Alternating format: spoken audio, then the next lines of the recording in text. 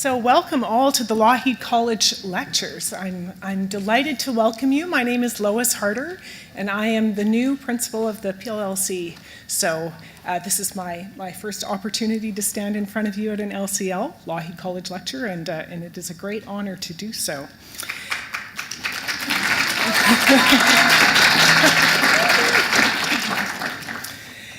So as we begin, I'd like to respectfully acknowledge that we are on Treaty 6 territory, traditional lands of the First Nations and Métis people. Now, a little bit about the college. So it is a very new endeavor established in 2015, and it aims to equip University of Alberta students with the knowledge, skills, and experiences that will enable them to lead in interdisciplinary contexts and prepare them to engage with diverse peoples and ideas, educating them to be outstanding leaders for our future. So we are very fortunate today to have Jeff Wachtel visiting us from Stanford University, and Jeff is in charge of a graduate program for leadership students at Stanford. And we were speaking earlier today about how much we're investing in the leaders of the future because of how badly many of us in my generation have screwed it up. So there's a lot on your shoulders.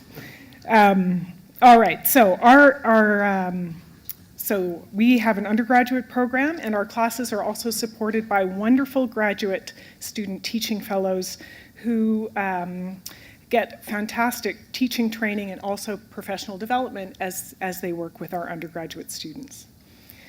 So as part of our undergraduate certificate program, students take a course called Topics in Leadership, and this lecture series is an important part of that course, which is taught by my wonderful colleague, Dr. Rhonda Broykreutz, who hails from the Department of Ecology in the Faculty of Human Ecology, in the Faculty of Agriculture, Life and Environmental Sciences. And you'll get a chance to meet Rhonda a bit later because she'll be moderating our post-lecture conversation.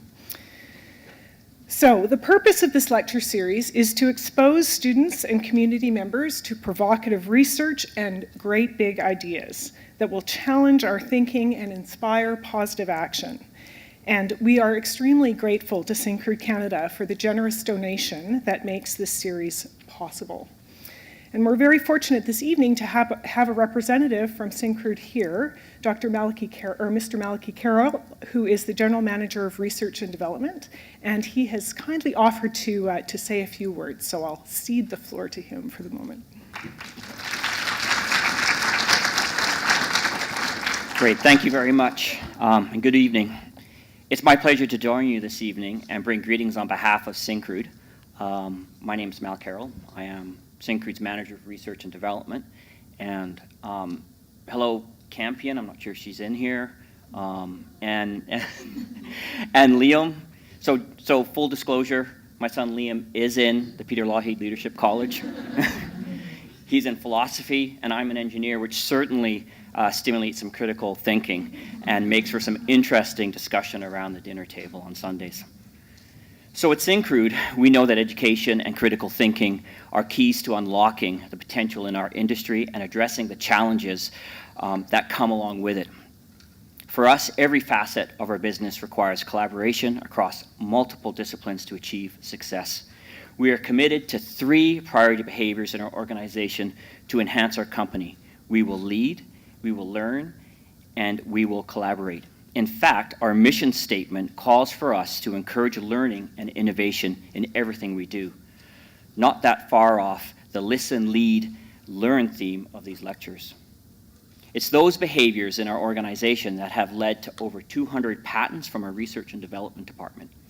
It was Syncrude that invented the technology hydrotransport, which allowed the oil sands to develop while dramatically reducing GHG emissions from the bitumen extraction process.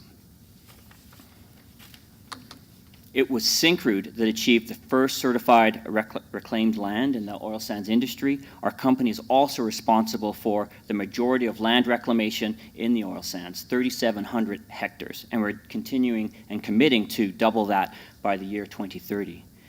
And it was Syncrude that earlier this year partnered with the governments of Canada and Alberta, the Natural Conservancy, and the Tall Cree First Nations to create the Birch River Provincial Park.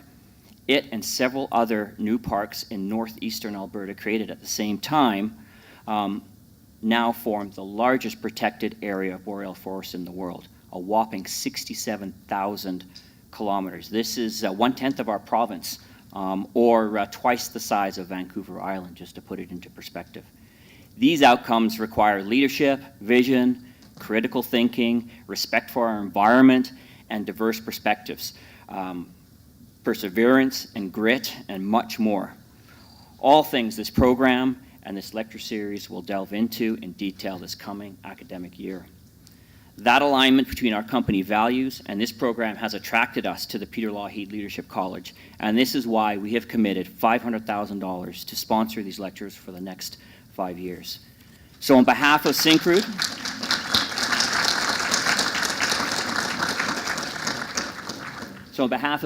thank you for attending and enjoy the evening.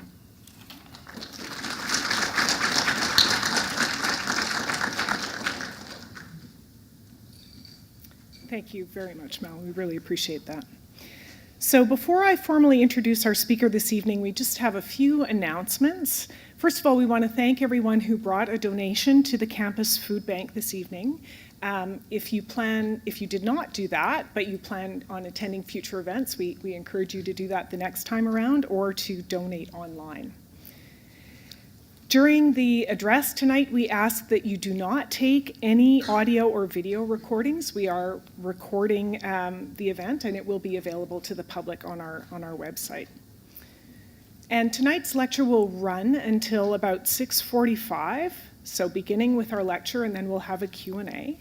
And when that's complete, we'll say goodnight to all of you, and Sara Hastings-Simon and the Lougheed Scholars will leave the lecture hall to reconvene in their forum classrooms for the second half of the class.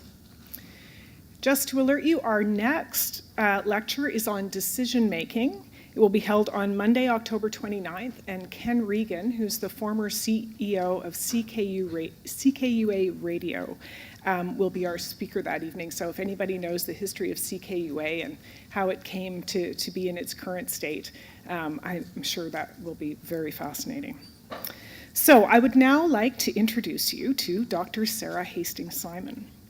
Dr. Simon is the Managing Director of the Alberta Clean Economy Program with the Pembina Institute.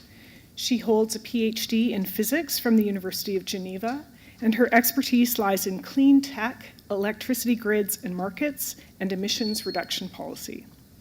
Her work has included development of a detailed model of the North American power sector, research on success factors in the clean tech industry, and development of international and what would be the next word? Domestic policy for climate change and emissions reduction. She has worked with provincial and national governments, utilities, renewable energy developers, financial institutions, and oil and gas companies. Her talk this evening focuses on critical thinking and is entitled Interdisciplinary Approaches to the Complex Energy and Climate Problem. In the wake of last week's release of the report for the UN Intergovernmental Panel on Climate Change, I have no doubt that this will be a very timely and lively conversation. Welcome, Dr. Simon.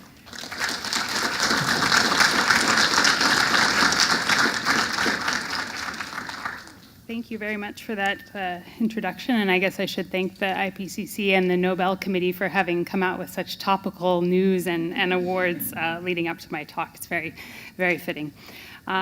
So thank you so much for having me here tonight.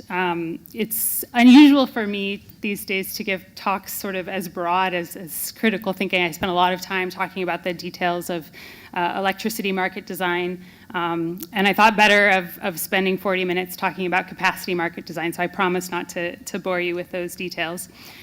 Instead, I wanted to explore a little bit around what critical thinking looks like, so if I can make some slides come up here. So as I was thinking about this talk, I was reminded of a story. Maybe many of you have had similar experiences to this. This actually goes back to when I was a university student taking a math class, and we had a take-home exam. And so we had, a day or something to finish this exam, and had long, relatively complicated questions that were meant to test, whether we had really learned and understood what was going on. And there was one question that was quite tricky, particularly, and I had been working on it for a while and didn't really get very far and decided to put it away and do something else. And I think I had gone to get ready for bed to go to sleep, and I was in the bathroom brushing my teeth, and all of a sudden the answer just sort of popped into my head. Not the process of getting there, but the answer in this sort of fully formed way. And I think that's a really interesting lesson for us around the way that thinking happens, right? We have, these two pictures that I have here. I think sometimes we think about this first way of thinking that, we start with a question, and yes, we may sort of veer around as we get to the answer. But actually, there's a lot of our thinking that takes place in a way that we don't even see. It's in this black box. We have this subconscious that's taking information in, and things are happening in there that we don't always see, and we can't really, frankly, always understand what's going on, aside from knowing the inputs and then the outputs. And that's useful in some ways, right? It's great when it helps you to come up with the answers to problems. It's nice if you can feed your subconscious a question and have it work on it while you're busy doing other things. But it's also challenging in a way, because it means that a lot of the really sort of interesting critical thinking that we're doing is not even something that we may be able to completely understand. But we can understand, what are the pieces that we're putting in there, and how do we think about what's coming out? And I think that can help us to understand a little bit more around what's going on in that black box. So I thought I'd start just with a little bit of an overview of where I come from, because I think my own experiences really influence what I think about interdisciplinarity and how that is an important part of solving some of these questions and challenges.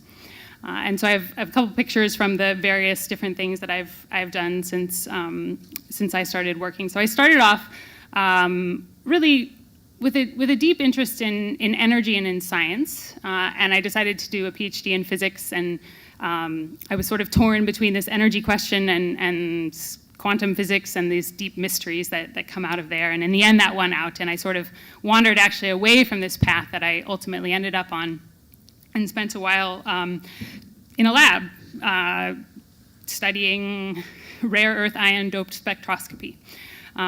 Relatively little to do with energy, but the story comes back around. And I was there, I think, as this picture aptly shows, a PhD in physics is about 20% thinking and about 80% finding the right cable to connect one thing to another thing. It's sort of the main thing that you have to do to get a PhD in physics. But I came to the end of that period, and I was tired of finding the one cable to connect the one thing to the other thing. And I wanted to do something else. I wanted to do something. Research science can be very slow, and it can be very narrow, which can be really interesting, but it can be frustrating sometimes too. And so I'd heard that this place, McKinsey, hired people with a PhD in physics, and to be honest, I didn't really know what management consulting was, other than it wasn't working in a lab. And so I decided to go off and do that. And I mention that because I think sometimes when we look back on the experiences that people have or these paths that they've been on, we think, you went into this with this grand plan, and like first you were going to learn about science and then business, and all these things would tie together, and you can tell this really elegant story about it in the end. But the truth is often a lot more messy than that, right? You can kind of have this sort of random walk that takes you from one place to the next. And as long as it's sort of connected by some common thread or common interest, there's a lot that you can do with those kind of different paths that you're on. And so I got to McKinsey, and I knew kind of nothing about anything outside of the lab. And I remember being really sat down basically by my first boss and told things like by them like there's different ways that people can be convinced or influenced about things. They can be influenced or convinced by showing them the data and providing the logical argument that if you believe A, B, C, and D, then this must be true in the end. And that sort of made sense. I was okay with that. But then they continued, and they said, and then there's these other ways. There's 8 other ways that people can be influenced or can be convinced of something by what their peer group understands, what they're convinced of, by other values that they hold. And that I remember was just mind blowing. I it was so far out of the frame of reference that I had from the experience that I had in the lab that I didn't even know, the idea that this was even possible was sort of completely incomprehensible. And that was I think the first moment that I started to realize that, hey, different people in these different disciplines, it's not just that they're working on different topics or they have different expertise, they actually may think in a very different way. And so I spent a number of years in that space working with different businesses on some of the big challenges that they were facing. And then when the government of Alberta decided to move forward with climate policy, I saw an opportunity to sort of turn my focus back to home and hopefully bring some of the things that I had learned from my time as a consultant into the world of policy development in Alberta. And I did this over a range of different countries. So I started off in the US, and I was in France and Switzerland for my studies for a while, and then eventually here in Canada. And as I said, it was sort of much more of a random walk than any planned picture that I had to get from point A to point B. But I did always have this common thread, right? This interest in energy, in all forms. So everything from the sort of basic science of where does this energy come from, what are the machines, what is the basic physics that underlies some of these energy processes, to how does it work when you start thinking about building a business around these things, and then ultimately what is the policies that help to make these things happen. And more specifically than just energy, it was really this question of the decarbonization challenge. And this is, something one could give a whole talk or even a whole class on. So I'm just going to share these two graphs here because I think they really encompass well the challenge that we're facing here. And so on the left-hand side, you have this animation that's running, and I think we'll start again. But it's basically showing the concentration of CO2 in the atmosphere starting in about the mid-century and running through 2017. And you see these rings. They're moving outwards, and the bigger rings is a bigger number, a higher concentration. And so what it's basically showing is that the atmospheric concentration of CO2 has been rising steadily year on year. And then the other graph, which is this pretty colors of blue turning into red, is showing the actual global temperature variation going back a little bit further, running from from left to right. And the scale of temperature there is 1.5 degrees. And you may have seen different variations of this graph, but I think that this one really does a good job of showing what becomes quite clear, that the temperature is increasing. And so as the IPCC report just showed, and as the evidence is increasingly mounting, these two graphs are not just correlated, but there's a causal link, right? The rising concentration of CO2 is causing the temperature to rise. And this is something that we need to do something about. And the reason that I kind of follow this energy path when I have an interest in decarbonization is that energy is a big part of this question. So how can we be successful? How can we successfully decarbonize and address those rings, get them to start folding back inward? So the recipe that I have is relatively simple. It's two parts. It's focused on energy because energy is by far the largest source of carbon emissions in our world that we can control. And so it's really just two things that we need to do. So we need to use energy resources more efficiently, and we need to start to use more lower carbon forms of energy. So energy is very useful, right? It does all kinds of great things for us, so we obviously don't want to give it up. But if we can accomplish the same things with less energy use, and a classic example of that is a LED light bulb. So a light bulb that takes energy, takes electricity, and with a lot less electricity can make exactly the same amount of light that an incandescent bulb can. And so you get the same thing in the end, this light, but you don't use as much energy. And then the second one is to use lower carbon forms of energy. So that's saying, well, if we want to generate electricity, you'll come to see that electricity is a common theme. It's one of my favorite subjects. One of the ways to do that, instead of using coal, is to use gas or renewables or other forms of electricity. So in a way, it sounds really simple, right? I mean, there it is, there's the answer. Do these two things, we're done, we can all go home and be happy that we solved this challenge. But of course, really, I've cheated a little bit here in that I haven't really answered the question, I've just restated the problem. And now I'm going to talk a little bit about why this is challenging and where, where I think critical thinking actually overlays with why these two steps are so difficult for us to accomplish.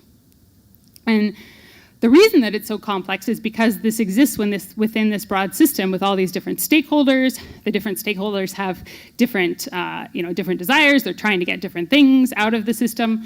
But also, importantly, they speak different languages. They think very differently. They have different things that go into their black box. So, and different things that are going on in their black box. So they may start with the same problem, with the same set of information, and come up with a different answer. And so I think part of the key to successfully decarbonizing, to solving this problem, is really to understand how can we get people to understand what's going on in each other's black boxes? How can we increase the communication that we have and really understand how others are thinking? So to make this a little bit more real, I will give an example from the electricity system. So I know this is a little probably hard to see, but what's here is sort of two pictures of the electricity system. And the one on the top is the system that we have today. And it's the system, interestingly, that has existed more or less since we started using electricity in the first place. And so what that looks like is these large, decentralized electricity plants. A lot of them are coal plants. They were historically, and in Alberta they still are to some degree. They make a lot of air pollution, so we typically put them far away from city centers because it's not very nice to live right next to them. And then we use these large wires to bring the electricity that they produce into the cities, and then we put them into a grid of smaller wires, and we send that electricity out into all the different places that are using electricity. And so this is a very centralized system. You have these very big units of generation because it's more efficient to make them bigger, right? You more efficient from a cost perspective, more efficient from an energy use perspective, and they are feeding a demand. They're feeding people electricity where there's, anybody can basically just choose at any moment to turn a light on or to ask for electricity in some way. The system is very much responding to the demand that's coming, and so that's the electricity system that we have today. And now we can paint with the technologies that we have already a future electricity system that's actually very much more low carbon, right? And that's sort of the picture on the bottom in the blue. And you'll notice it has a lot more things in it, a lot more smaller lines. And so the interesting thing about that system is that all of the technologies that are shown in there, for the most part, are existing today, and many of them are quite affordable, right? But one of the things that you may notice is that it's not simply replacing one of the generators with, a bunch of other things in its place. It's actually starting to think about that system in a totally different way. And so you have smaller generators, you have things like wind and solar, they may be located all over the place. You don't have quite the same questions of economy of scale or efficiency of having these really big plants, so you may have smaller amounts that are more spread out.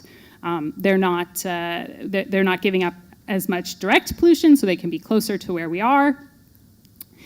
But obviously one of the challenges and things that people talk about as being hard to do to integrate a lot of renewables into a system is their variability, right? They are dependent on when the sun is shining and when the wind is blowing. And so one of the ways that often people think about to manage that is storage, right? So saying, okay, well, if we could just store the electricity for when we want it, then we'll have solved that problem.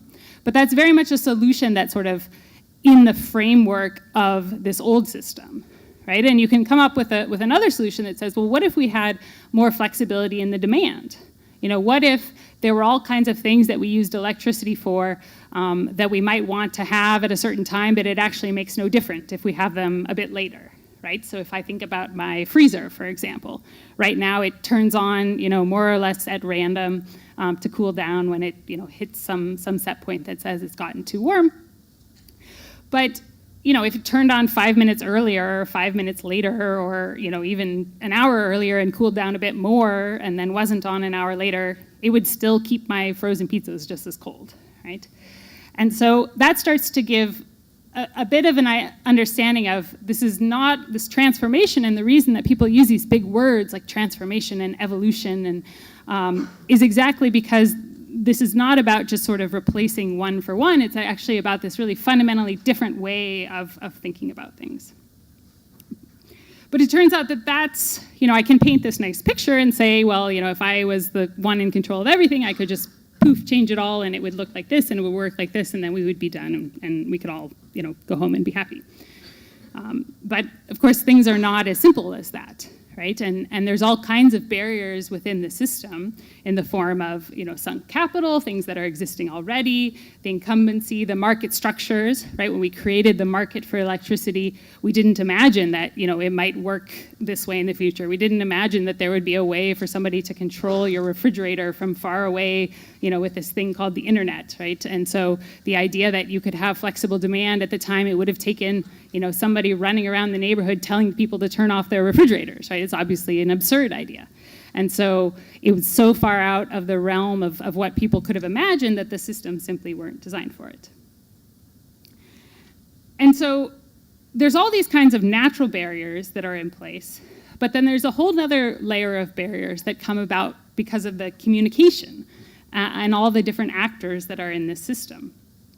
And so not only do we need to understand, okay, within this ideal system, how could we go through this transformation, but how do we actually get people all agreeing on what the problem is and working together to figure out the solution? And that's where I think, again, that question of how do you understand, the engineer and the business person and the policymaker, the one who's saying, I'm going to design the market or I'm going to design the system, how do you get them speaking the same language? And so one of the things that helps is to understand, to start to pull back the layers and understand what is it that makes new technologies be successful. And I think this is an interesting example because you start to get an understanding of how these different groups are thinking very differently, right? And so if I'm a scientist, I'm really interested probably in that technology quadrant, right? Or an engineer. I'm really interested in what is it that I need to, do to my widget? What is the thing that I need to develop to make it work? And maybe I think a little bit about the regulation, but I'm probably not thinking very much about this access to market, this question of, how am I going to have customers that are coming? And if I'm, someone who's relatively far removed from the technology, I may lack this understanding of how fast some of the technologies can progress, and not being able to understand that can make you plan for a future that may look very different than it is.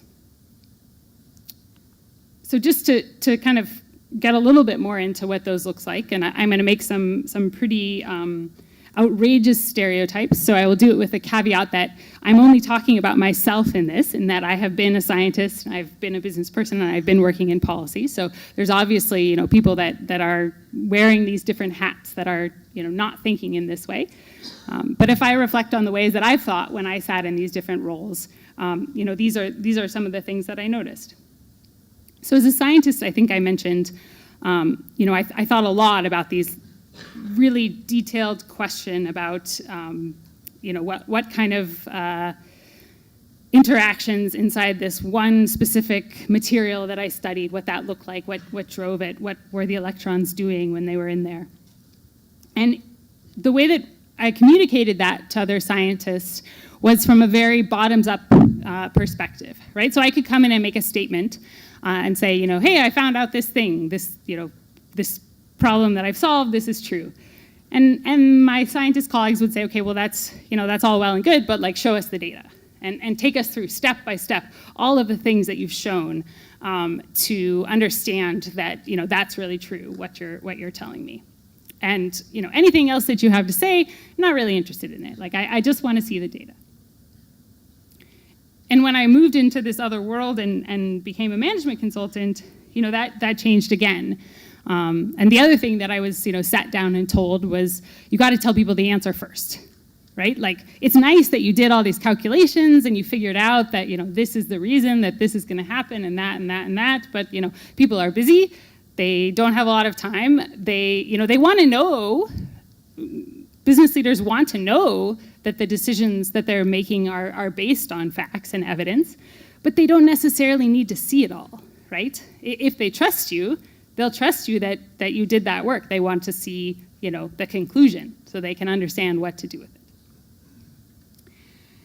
And then as I stepped from the business space into the policy space, there was yet another set of rules to learn. And there you had, people that are balancing the needs of many, many different stakeholders, all of these different, people that elected officials are representing and are looking out for, many of whom with, different objectives and different ideas. They're very beholden to these external timelines, right? You have election cycles, you have certain times in a mandate when things can be done, and certain times when things can't be done, even if, outside of that, it would make perfect sense to do a certain thing now.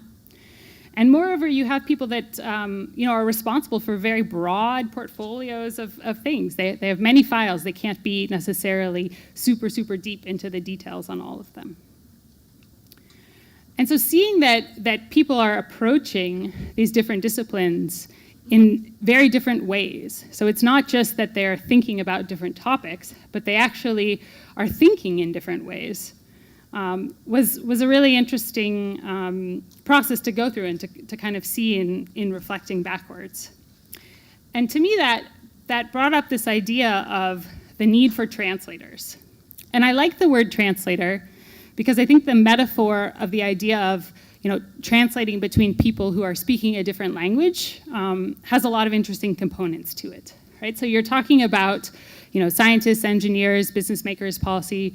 They may literally speak a different language, right? They may have vocabularies that are not overlapping, or they may have words that they're using that are the same, but actually mean very different things. And so a translator, a very good translator, is not someone who just, does Google Translate and kind of takes the words in and spits back out the dictionary definition of the words in the other language. But there's someone that really understands what the meaning and the nuance is behind what those words mean. And so just like it would be hard to have a conversation where you solve very difficult questions or you have a very meaningful discussion with somebody via Google Translate, you probably get the gist. You may think that you're having a conversation, right? You may think that you understand. But a lot of what you're doing is projecting, your understanding of what's being said onto what the person is saying. And sometimes you're probably right. Scientists and policymakers and business people can talk to each other. But sometimes you're probably wrong about some pretty critical key details.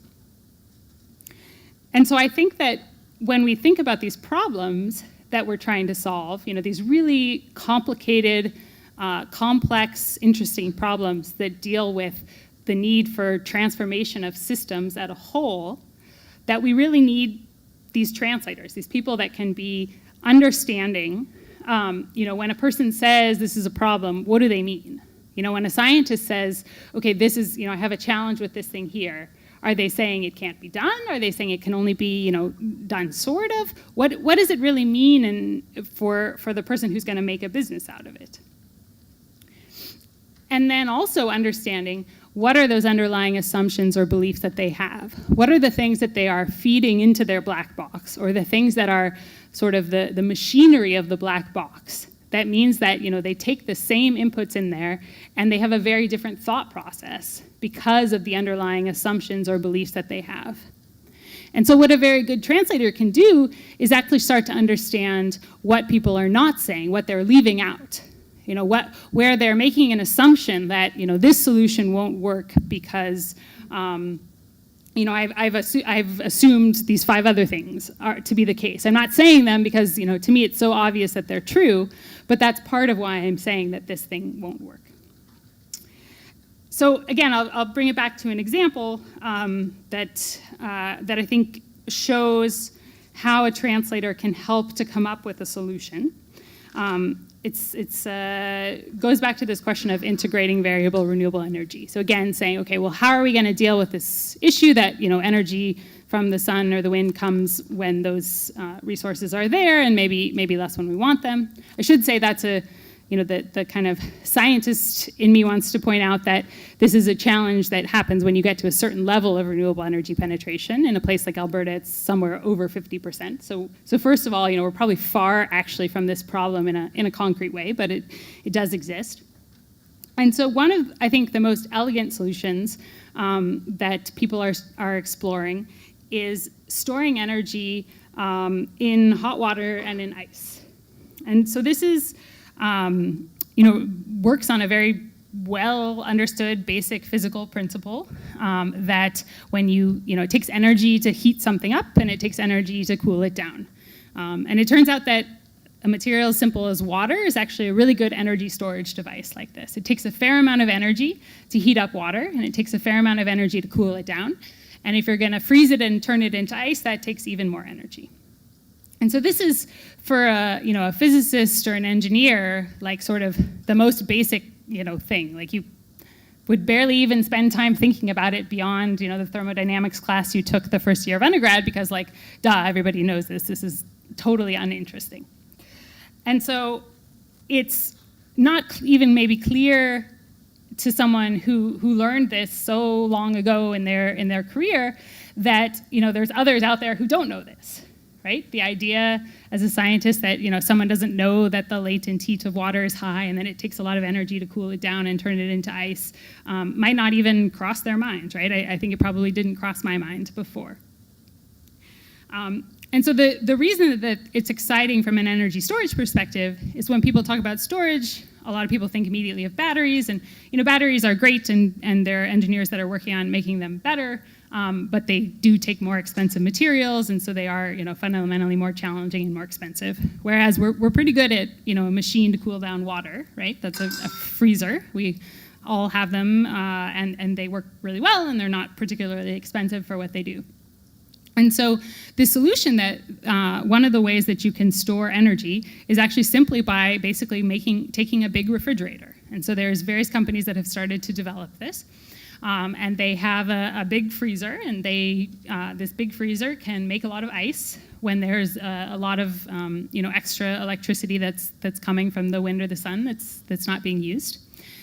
And you can store this ice, in basically like a big cooler, and it's not too hard to insulate it, so it can be stored, for at least for a day, relatively efficiently. And if you want to store these things for longer, you have to work a bit harder.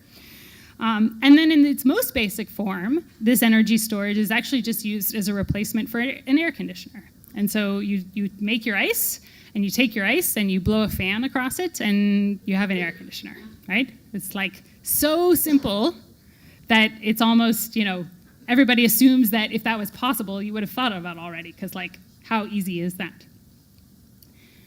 But then when you go to make a business out of it, it gets a bit more complicated, right? So how are you going to actually go about getting to all these people that are, would otherwise be installing air conditioners in their buildings? What does that look like? Well, they're probably going to an HVAC contractor. Those HVAC contractors have their approaches to HVAC that they learned when they were students, and that's what they know, and they're not necessarily looking for something new, because why would they? This is the way that things are done. They have the companies that they're buying from, right? And those companies may not be interested in producing this new thing. It might be a different company that's doing that. How do we have the markets for the policymaker? How do we have the markets that actually enable this, right? Is there a price signal that tells the building, hey, right now there's a lot of extra electricity, so it would be great if you could use some of it now, and later on when it's going to be a little bit tighter, there's not going to be as much extra left over, then that would be a good time to use your ice air conditioner instead of your other kind of air conditioner. And so this is, I think, a perfect example of a solution that takes something from all three of these areas to actually make it happen, right? So you need to have that understanding of the science. You need to have the understanding of how do you build a business out of it. You need to have the policy, and it's not necessarily that you need subsidies or some kind of special support. You just need to have the rules be set up in a way that allow for someone to come up with this idea and say, hey, I want to make this happen. I just, you thought of the rules before I had this idea, so how do I fit that in there? And so you need somebody who, or somebodies who can help these three groups of people to kind of talk to each other and understand that the problem is not necessarily a technical one, maybe the first problem. It's how do we, have a market that allows for this? And then how do we start to think about, getting the attention of potential customers? And so these are the kinds of things that I think translators, and a translator as someone who can understand what these different groups are thinking, can start to do. And so translators can also, I think, find answers more directly, right? So as a translator, you can sometimes seem really smart to people by basically proposing a solution that's really well known and standard in one field to another field. And then everyone goes like, oh my gosh, I can't believe that's the most brilliant idea I've ever heard. And the translator is sitting there thinking like that's the most basic thing that like those guys, the first year students would all know. That's not to say that it's easy, right? So the hard part about finding solutions like these is being able to see the key issue or the problem in one field in terms of one that's already been solved. So it's not about being smart and coming up with some totally innovative new solution, but it's just about being able to sort of recognize and say, hey, I know this kind of problem is something that's really common in this field over there, and this problem that you have, it actually looks a lot like that, right? If you sort of strip away some of the extraneous details. And again, this is something that just like a translator has to learn how to be able to translate, how to learn from what something means in one language when they know another one very well. This is a skill that I think can be learned if people are making an effort to learn it. So I have an example of what I'm calling a translator solution as well. And that's the growth of residential solar in the United States. And so it started out quite slow. So you have this, that in case you're not sure what it is, basically when people are putting solar panels on their roofs, and we're starting to see some of that growth here in Alberta.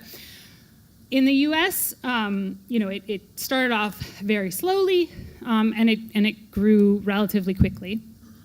And what was interesting is that for a lot of the time when the growth was still relatively slow, in the sort of first years on this graph, the technology was actually available, and at the time, because of some direct support as well that was being offered in the U.S., it was actually relatively economic, right? So the business case, if you're a homeowner and you're going to buy a solar panel or borrow some money to buy a solar panel, it actually made sense, right? If you sat down and you did the math. And yet people were really hesitant, right? They were sort of, they didn't quite know, like, is this too good to be true? Like, I don't know anyone else who's done this. How do I know that, it's really going to deliver what it says it is? And so the solution, the translator solution that came in, was actually an offering of solar where the homeowners didn't own the solar panels at all. They had a third party, another company that came in and basically rented the roof space on the home and put up solar, and then paid the homeowner for the roof space rental. And this works great because all of a sudden you could go to the homeowner, the salespeople for these companies, and say, look, I have a deal for you. You rent me the space on your roof. You're going to get this monthly payment that's a lease payment for the roof space. And all of a sudden, the risk for the homeowner is basically relatively little, right? I mean, there's not that much else that I might want to be doing with my roof. So if somebody wants to rent the space on my roof, I'm probably okay with that. The funny thing is that as rooftop solar grew and became more popular, this business model actually has been more or less phased out. So it's very common for people to get loans for solar on their roof now because you may not have the money to buy a system up front. But people saw that, hey, actually this was a really good deal, and by having this middleman that was owning the system, you're kind of giving them an unnecessary cut of the business. So this was an important model to get things going, but actually over time it sort of almost was so successful it worked itself out of business. And this was a solution, this, people sometimes called it like solar as a service. This was a financing solution, essentially, right? This wasn't about, making the technology better or being able to explain to the homeowner better why this technology was so great. What it was creating a financial offering, a business product that was attractive to the homeowner. And that was not a solution from the technology at all. And this type of solution, this kind of whatever product it is sold more as a service, is actually something that, given the great success that solar had with it, that you see people starting to try to do with other clean technologies as well, because it addresses two of the kind of biggest concerns or biggest barriers in that transformation we were talking about earlier, which is, on the one hand, a lot of these, what I would call clean tech solutions, they tend to have higher upfront costs and lower operating costs. So you're asking kind of people to put down a lot of money up front. And then you have this information gap. So you may have a point where, the technology itself is very well developed, and there are plenty of experts out there who understand, that it works perfectly fine, but the broader marketplace hasn't really, come to that conclusion yet, right? It takes time for that information to flow. And so sometimes these solutions that look more like, what's the business offering or what's the financial offering that I can bring in, can be very successful at addressing what one might think is just simply a technological problem, like we need to make better solar panels and then people will put them on their roofs. So what do you do with this, right? How do you become a translator? I think it's, there's probably a lot of different paths that one can take to do this. So, I kind of know the one that I went on, and that's what I can share. So I want to leave you with these 3 thoughts about how you become a translator. 3 thoughts, because I learned in management consulting, you're always supposed to give people things in groups of 3s. So the first one, I call the kind of eat your vegetable advice, right? So you have to, if you're going to sort of understand all these different points of view, you have to experience the different environments somehow. And even the ones you think you won't like, and even the ones you may not like when you're in them. So, I certainly would not say I was super excited about physics at the end of my PhD. And there were things that I was doing when I started being a consultant. I was working, I had a project where I worked for a telecom company that was looking at growing their B2B market.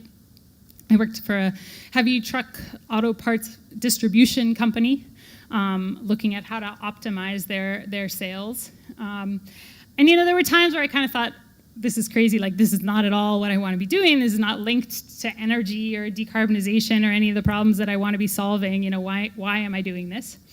But with the benefit of hindsight, I think you can look back and see that you can only, bring those translator skills, bring those sort of solutions from another environment if you've actually been in that environment. And you have to do it for a while, right? And so that's the second one, the idea of going beyond a generalist level. So, on the one hand, it's kind of a caveat that it takes time, right? So I don't think that this is something that you can seek to do in 2 years, right? By its very definition, that the best translators in the world are also not, learning a language in 1 year and then immediately, making really meaningful translations of great works. So there's an element of patience to that. But I think there's also, on the flip side, an element of perseverance as well, right? And realizing that I think people, there's certainly a shift, I think, within the academic system, and I think even with companies and sort of more broadly, this realization that interdisciplinarity is important, right? And I think the college itself is an example of that. But that said, it's still, old habits die hard, right? Both in transitioning an energy system, but also in transitioning a system of the way we learn and think. And so I think you'll often meet resistance or people that, as I was discussing with my husband about this concept of this interdisciplinary, he's a physicist, and he said, well, for me, that's kind of like when I talk to the chemists, right? So depends on how far, you go. And so, you may find people who kind of say, okay, well, you want to do interdisciplinary things, that's great, be a physicist and talk to the chemists. It has actually gotten better, right? So I learned recently, last year, a story about my grandfather, who was actually a chemist. And he worked at Brookhaven National Lab. He did experiments on the high flux reactor there. And he actually ran into some problems because he was doing experiments that were sort of a crossover between chemistry and physics. And the funding agency that he had at the time kind of learned about this and said, no, you can't do this. This is money for chemistry. You can't do anything with a physicist with this money. So, I guess in the one generation or couple generations, we moved from the idea of, physics and chemistry together as being way too out there to that being sort of an accepted interdisciplinary space. But I think we have a lot further to go to moving out of, science and taking all of these different parts. And so what can you do in the meantime, right, while you're sort of waiting to get to beyond this generalist level, is I think that we can, everybody can be a translator in that we can all think about how others are thinking and making decisions, right? So trying, little kids do it with their, why are you saying this? Why are you saying that? But it's trying to ask that why, and in a particular way, right? So trying to understand what are the underlying motivations or experiences or assumptions that this person that's sitting across the table from me might have, right? And trying to almost practice that, to look at a problem and say, well, if I was coming at this from the perspective of the scientist, what are the things that I would be looking to solve for, or what are the assumptions that I would be making? And then similarly, from the different elements as well too. And so I think that if one, if we all started to be a little bit more like translators, if we all started to ask a little bit more about, why, and what are the underlying assumptions, even that we are making ourselves, right? Our own thought processes are the simplest ones to understand. Trying to understand what are the things inside that black box, what are the things that are shaping the processes of those black boxes, then our own critical thinking will improve greatly. So thank you very much.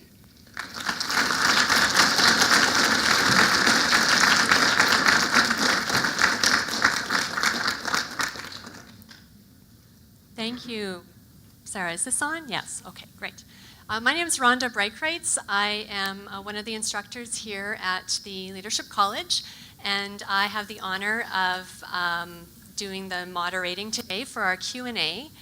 And we also have Rob Jackson, one of our teaching fellows, and Benjamin Denga just over there, and they are going to be throwing around the mic, which sounds scary, but it's not as scary as it sounds. So that is the mic, the catch box there.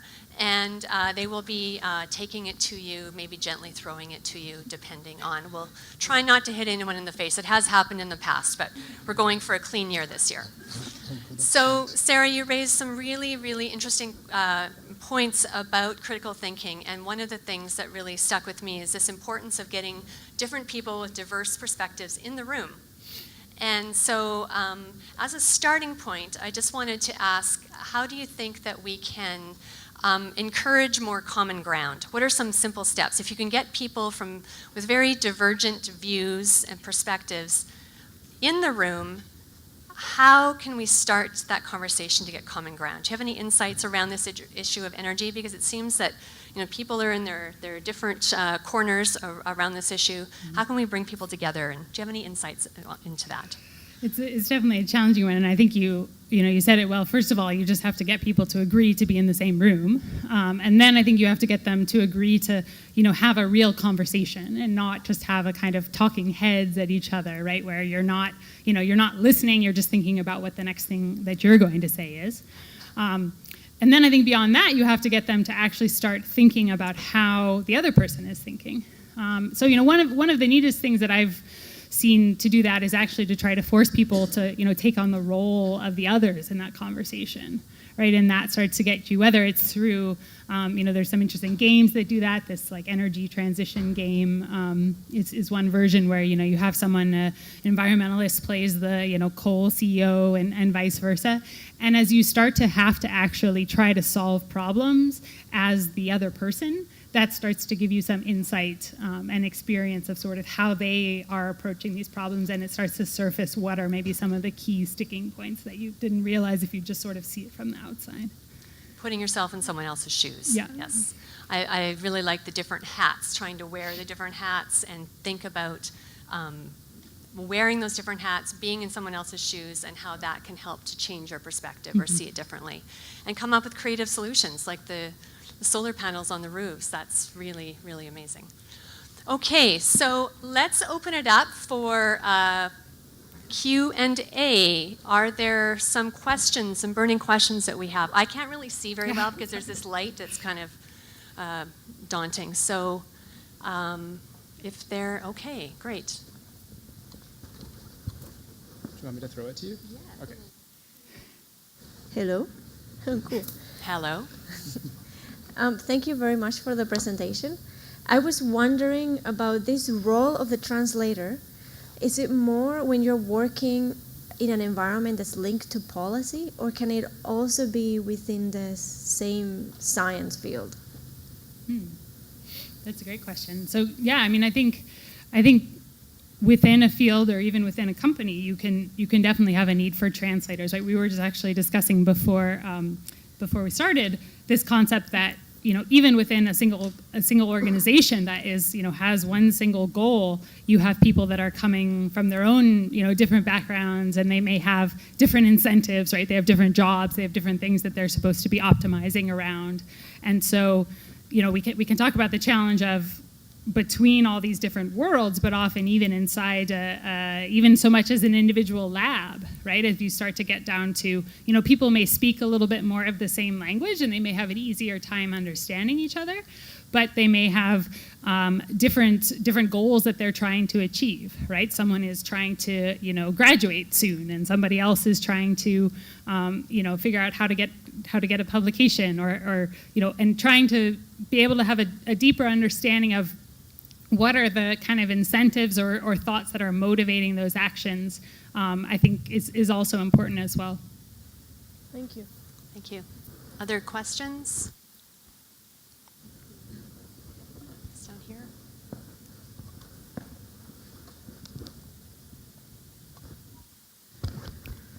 Hi, thank you for the presentation there. My name is Carlos. I'm one of the PLLC scholars amongst the audience tonight. The question I have, and it's more in two stages here, with the idea of frameworks and the contextual frameworks, even in your career going from science and engineering to business to policy, did you find that there was inherent biases that you might have brought at each step of your career in that area? And with the role of the translator, if these inherent biases exist through these contextual frameworks, to what extent is neutrality something that's important within the role of the translator? Mm-hmm. That's a really interesting question, because I do think that, I mean, one way to sort of be a translator is to be completely neutral, right? And kind of just come in and say, well, I understand all these people, and so, you know, then I can get them all to talk. I think another way to be a translator is to, you know, be someone who deeply understands one, and then kind of maybe understands a bit the other two, and you can sort of almost, you know, you could imagine like the scientist coming with their scientist translator who, you know, sort of says, I can understand the scientist and translate for that to, you know, normal people speak, and maybe comes with those biases. So I think that all of those can work in a sense. I think the more that you can, you know, be aware of your own biases and understand those, and sometimes I think in that process it's very conscientiously, right? So I can certainly think of times in that experience, particularly in moving from science to business, where it was either something that, you know, somebody sat down and directly told me, you know, people want to understand the answer and then why in that way, and there were other times where, you know, it's more of a sort of organic process that happens because you start to live in that other world, and you start to yourself develop some of those pattern recognition. So I guess the answer is kind of a bit of both in a sense, as long as one's sort of aware of the biases that you might be bringing. I think that can still be a very effective way to translate. Thank you. Okay, other questions? Benjamin, down here, there's somebody. Excellent presentation, thank you. My name is Eva, and I have a question. I want to lever your topic of critical thinking into the other future skills that I know the scholars in the room will be very interested, especially when it comes to leadership. One of the other key skills will be creative thinking. So when you bring the topic of translators, can you relate that role in every one of those 6 critical skills of the future of work that will apply to the next gen, many of who will be running the world from this room? Mm-hmm.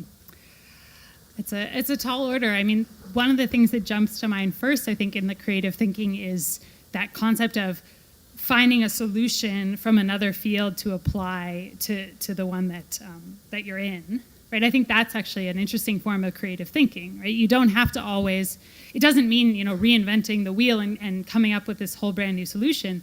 Figuring out the ways in which something that works over here could actually work in the topic that you're focused on, I think is a really important version of creative thinking. And the creative part is obviously not the core solution, because that exists and you're just kind of porting that over. The creative part is the being able to see that the problem is the same, and then being able to see how the solution needs to be adapted, because it's not going to be necessarily a perfect fit one-to-one, right? You may have to tweak things at the edges, but to figure out how that can be done, to me, that's the creative element that comes in. I just wanted to allude to the scenario you mentioned about your father.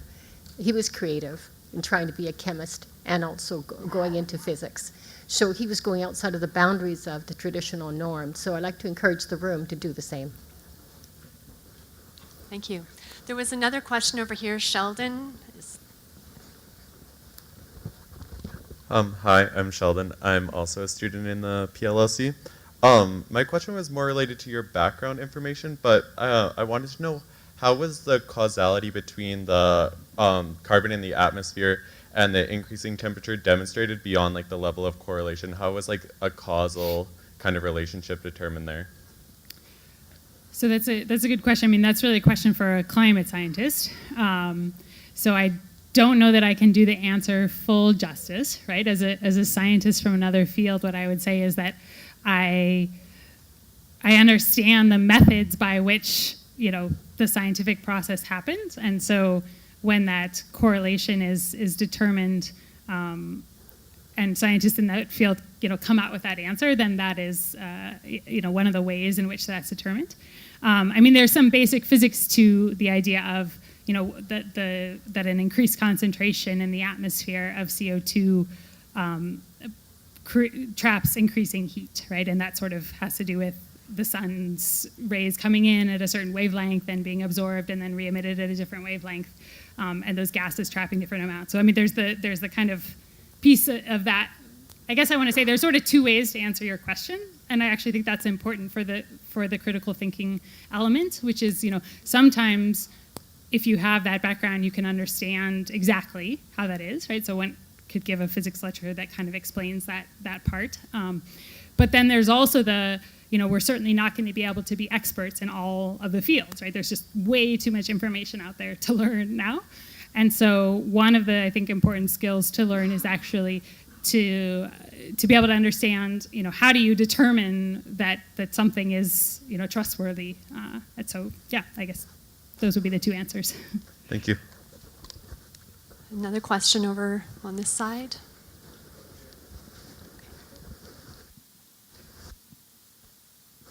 Good catch. Thanks. So simple question, short question. How do you drive critical thinking in others? Because you need to bring these groups with you. Yeah, so it's a short question. Is it a short answer? I mean, I think one thing around bringing groups along is to really show people that you're understanding where they're coming from, both in a kind of like compassionate way, but actually also the more that people, I think, see that you understand the point that they're making, the deeper that they'll go into that point, right? And so often, I think when we have a point to make to someone, we can kind of make it at like the basic level, and we may end up stopping there because they may not quite get it. And so if you're able to kind of understand what somebody is really meaning, and then therefore also able to, start to ask deeper questions around why that is, I think that's one way to draw critical thinking out of people. So much of it sounds like good listening skills, like Yeah. actually listening rather than coming up with the next point. Yeah. Was there someone else? Oh, okay. It was me. Sorry, I can't see very well. That's okay. Hi, my name is Idara. I'm also one of the scholars of PLLC here. My question kind of goes back to what you mentioned about the need for translators. And you mentioned that it's about understanding what people are not saying and what they're leaving out. So I kind of wanted to get like more of an idea how you would do that. Would that be by picking up like nonverbal communication, or how would you go about understanding what people are leaving out? Mm-hmm. So, well, one of the simplest ways, I guess, is just to ask them, right? So to kind of keep probing in sort of a very, again, I guess, open way, but almost like try to make sure that you're not making any assumptions yourself about why someone's saying something, and so you keep asking until you get the full picture. I think when you know a field or a sort of pattern of thinking deeply, there's a bit of a shortcut to that in that, you might know what they're assuming because you can put yourself in their shoes and know that you would be assuming the same thing. It's probably still better to check rather than, just to think you know it. But I think that was what I was thinking of when I wrote down that slide, was that concept that, if you're coming from the same perspective, you probably know some of the things that are going into that assumption unsaid. Thank you.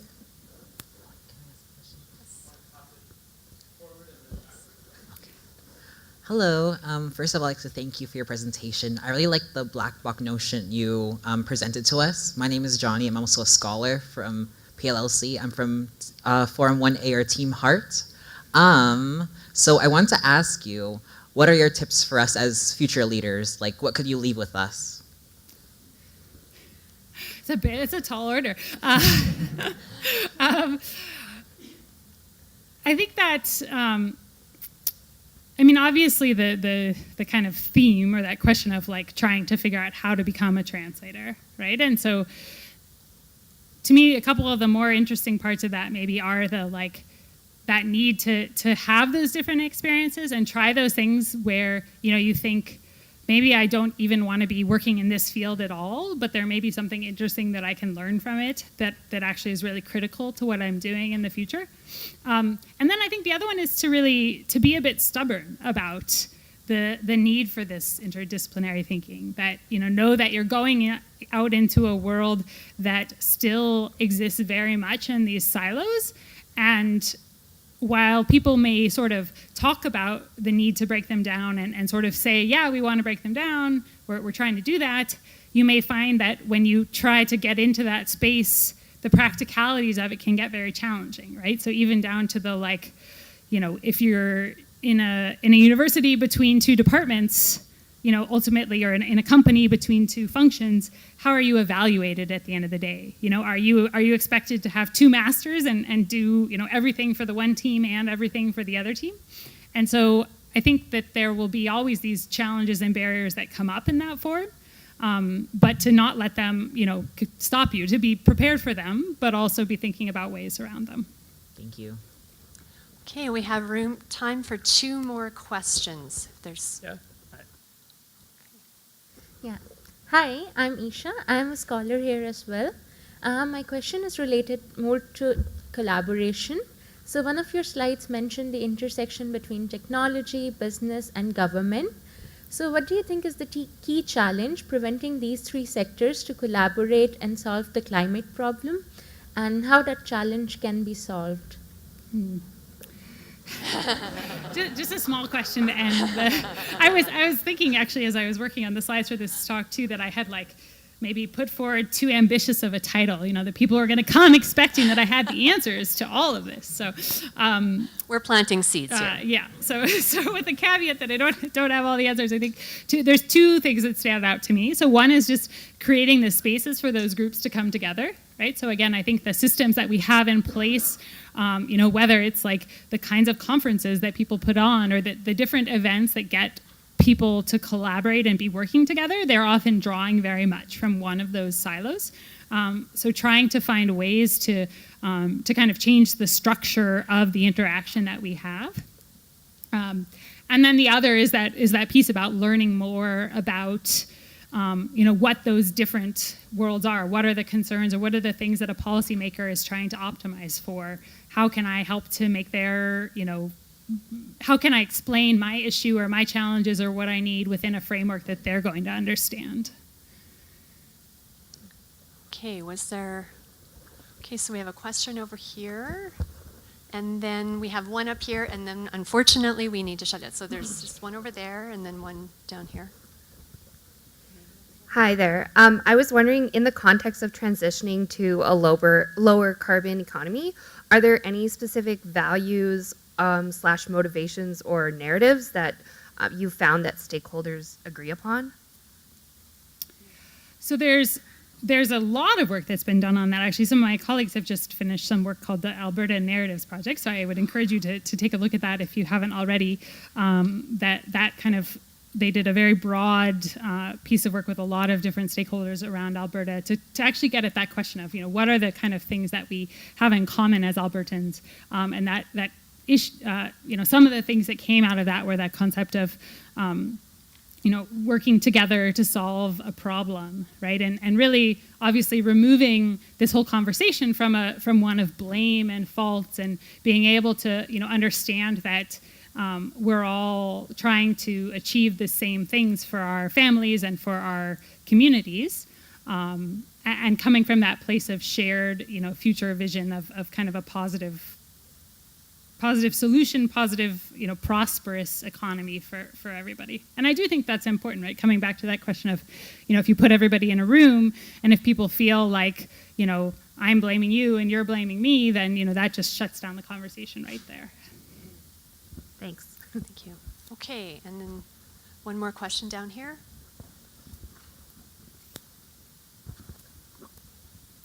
Hey, I'm Jason, and I am also a PLLC scholar from the 1F Forum. The thing that resonated with me about this whole thing was the interdisciplinary aspect of all these different groups coming together, because I think, like, with such a complex issue, if you want to move forward with it, you really need to have people like trying to work together, and without that, you're just going to have a bunch of squabbling groups and you're not going to really make any progress, right?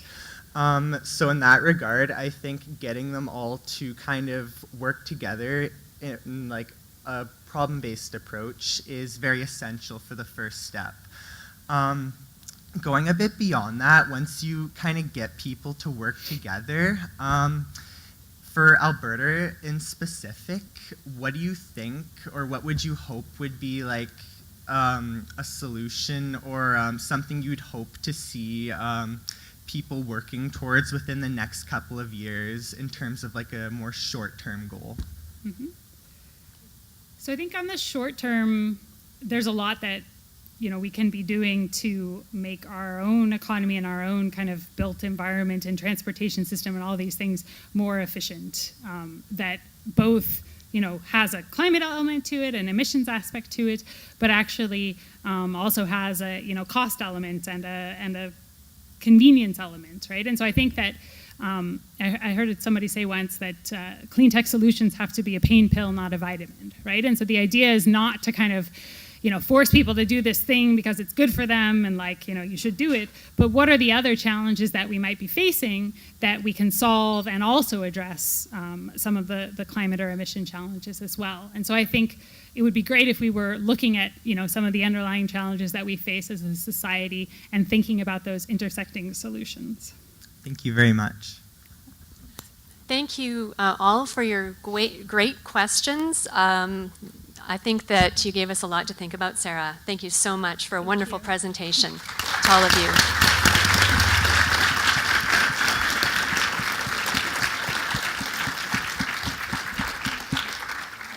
So our next talk will be on October 29th. Please come out again and participate in that. And now the scholars will all go to their respective forums, etc. Thank you very much.